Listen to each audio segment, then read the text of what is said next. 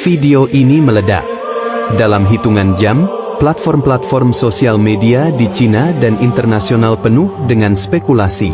Tagar bertuliskan Nabi di Cina menjadi tren di berbagai belahan dunia.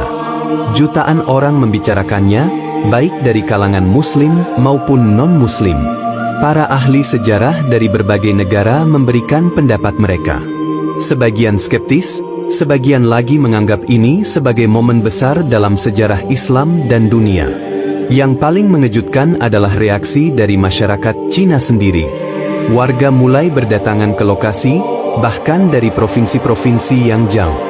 Mereka ingin melihat langsung apa yang terjadi. Banyak dari mereka bukan Muslim, tapi rasa penasaran membawa mereka ke sana. Beberapa bahkan mengatakan bahwa mereka merinding ketika berdiri di depan makam itu. Ada yang mengaku merasa damai, ada pula yang mengaku seperti dipanggil oleh sesuatu yang tidak bisa dijelaskan. Di sisi lain, komunitas Muslim di Cina, yang selama ini hidup di bawah tekanan, merasa tersentuh dan sekaligus terlindungi. Penemuan ini menjadi penguat bagi mereka bahwa ajaran yang mereka imani memiliki jejak sejarah yang dalam bahkan di tanah yang begitu jauh dari pusat dunia Islam. Dalam hitungan minggu, ribuan umat Muslim dari berbagai negara pun mulai berdatangan. Pemerintah Cina akhirnya tak bisa menutupi informasi ini lebih lama. Mereka mengadakan konferensi pers dan secara resmi mengakui bahwa mereka menemukan sebuah makam yang sangat tua dengan ciri khas budaya Islam. Mereka belum menyatakan dengan pasti bahwa itu adalah makam seorang nabi, tetapi menyebutnya sebagai makam tokoh suci dari Timur Tengah yang diduga datang ke Cina pada masa sangat awal.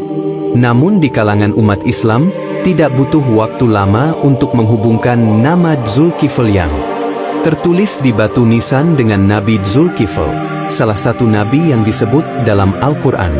Sebagian ulama dari Timur Tengah, Turki, dan Indonesia pun menyatakan bahwa kemungkinan besar ini memang makam beliau. Apalagi sejarah mencatat bahwa Nabi Dzulkifl dikenal sebagai nabi yang sangat sabar, dan menurut sebagian riwayat, beliau wafat di wilayah yang jauh dari Palestina, meski tidak disebut secara spesifik di mana. Kondisi di lokasi makam kini berubah drastis. Pemerintah Cina terpaksa menutup sementara area tersebut karena lonjakan pengunjung yang luar biasa. Namun, hal itu tidak menghentikan umat Islam untuk berdatangan, bahkan jika hanya untuk berdiri di kejauhan dan berdoa. Banyak yang menangis, banyak pula yang bersujud syukur. Yang menarik, setelah kejadian ini, terjadi peningkatan tajam dalam minat warga Cina terhadap Islam. Pusat-pusat informasi Islam di Beijing, Guangzhou, dan Urumqi mulai dipenuhi orang-orang yang ingin tahu lebih banyak.